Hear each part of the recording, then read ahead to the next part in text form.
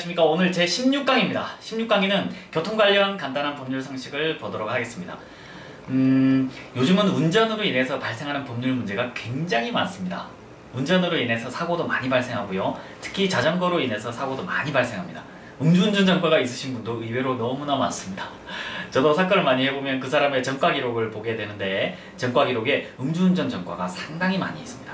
그리고 무면허로 모시다가 걸리셔가지고 무면허 운전으로 전과가 있으신 분도 상당히 많이 있어요. 이명박 대통령이 집권하자마자 음주운전자들에 대해서 전과를 말소하는 일반 사면을 한번 한 적이 있죠. 그때 혜택을 받은 사람도 매우 많습니다. 사면을 받게 되면 전과 기록이 말소가 돼요. 그래서 그런 처벌을 받을 전력이 없어지거든요. 그래서 사면으로 인해서 아주 기뻐하는 사람들을 몇 분이나 봤습니다. 교통 관련 법률 상식은 오늘은 간단히 몇 개만 살펴볼게요. 자전거 운전자가 횡단보도로 지나가도 되느냐예요. 자전거 운전자가 횡단보도 지나가도 됩니까? 지나가도 되죠. 타고 지나가도 될까요? 안 될 것 같죠? 예, 안 됩니다. 타고 지나가다 사람을 부딪혔다. 어떻게 될까요? 만약 중앙선을 침범해서 타고 지나가다 사람을 치였다. 그러면 중앙선 침범 교통사고입니다. 정신이 번쩍 드시죠? 예. 횡단보도를 건널 때 자전거나 오토바이가 타고 건너면은 차로 간주이 되기 때문에 중앙선을 침범하면 중앙선 침범 교통사고가 됩니다. 아시겠죠? 그래서 도로교통법이 정한 10대 중과실에 해당돼요. 아시겠습니까? 정신을 번쩍 차리셔야 됩니다. 택배 하시는 분들도 가끔씩 횡단보도 그냥 지나시잖아요. 그게 아주 위험한 행동이에요, 사실은.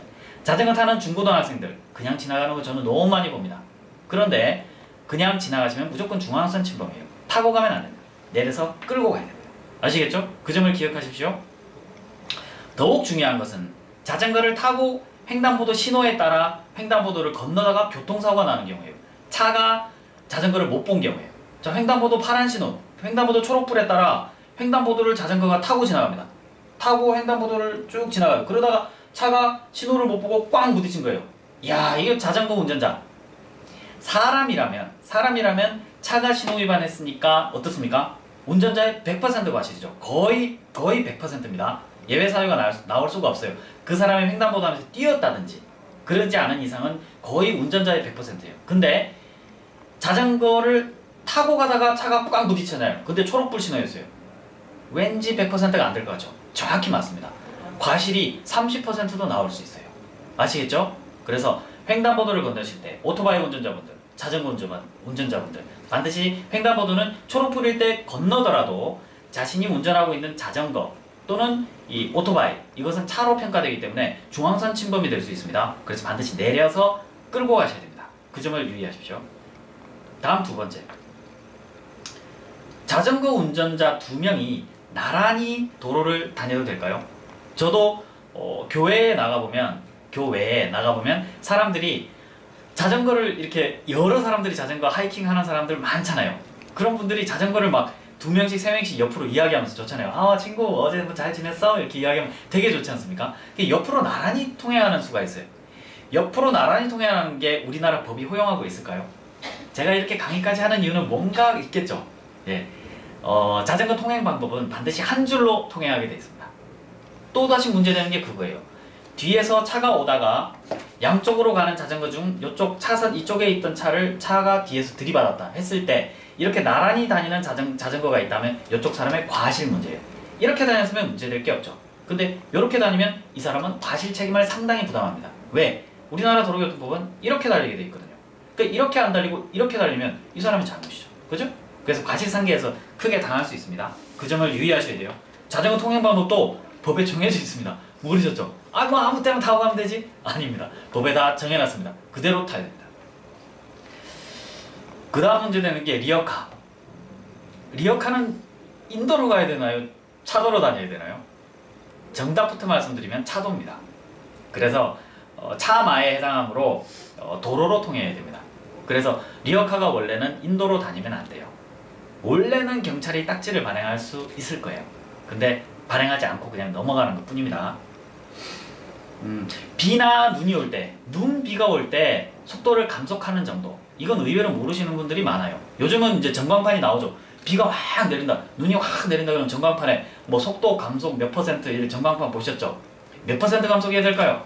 예, 눈이나 비가 내려서 노면이 젖어 있으면 20%, 눈이 20mm 즉 2cm죠. 2cm 미만으로 2cm 이상이니까 2cm는 어때요? 2cm는 더 많이 감속해야 됩니다. 50%예요. 2cm 미만일 때, 2cm가 안 될 때, 그죠? 20mm, 19.99mm까지는 속도를 20%, 100km 도로에서는 80km, 아시겠죠? 80km 도로에서는 64km, 20% 줄어드니까, 그죠? 그렇게 계산하시면 됩니다. 최고 속도의 반을 줄여야 돼요. 50%로 줄여야 되는 경우. 그런 경우는 어떤 경우일까요? 폭우나 폭설, 안개 등으로 가시거리가 100m 이내일 때. 가시거리라는 게 앞에 정확히 물건이 보이는 경우 거리잖아요. 그 거리가 100m 이내일 경우에는 반으로 줄여야 돼요. 또 노면이 얼어붙어 있는 경우, 얼어붙어 있는 경우에도 속도를 반으로 줄여야 됩니다. 또 어떤 경우? 눈이 20mm 이상 쌓인 경우. 눈이 20mm 이상 쌓이면 속도를 반 이하로 줄여야 됩니다. 아시겠죠? 최고 속도가 50% 이하로 줄어든다고 생각하시면 됩니다. 이런 것도 왜 강의를 하느냐? 교통사고 때문에 그래요. 교통사고 났을 때 과실 비율을 체크하는 겁니다. 블랙박스나 이런 걸로 증거 확보가 되겠죠? 그래서 누가 얼마만큼의 속도로 달렸느냐? 그게 문제가 되는 거예요. 그 속도에서 과속을 한 사람은 과실 비율이 확 높아지는 거예요. 그래서 비가 오는 날 100km 도로에서 80km를 안 달리고 90km를 달렸다. 과속이죠. 100km 도로에서 100km 달렸다. 과실이죠. 당연히 비가 와서 노면이 젖어 있으면 20% 줄이라고 도로교통법에 명시되어 있으니까 그걸 지키지 않으면 과실 비율이 올라가게 되는 겁니다. 아시겠죠? 운전하실 때 신경 쓸 게 많죠? 하나 더 무서운 거 알려드릴까요? 예. 터널에서 차선 변경하시는 분 계시죠? 가슴이 뜨끔하시죠? 그게 과태료, 즉 딱지로 끝나는 걸까요? 전과자가 되는 벌금이 될까요?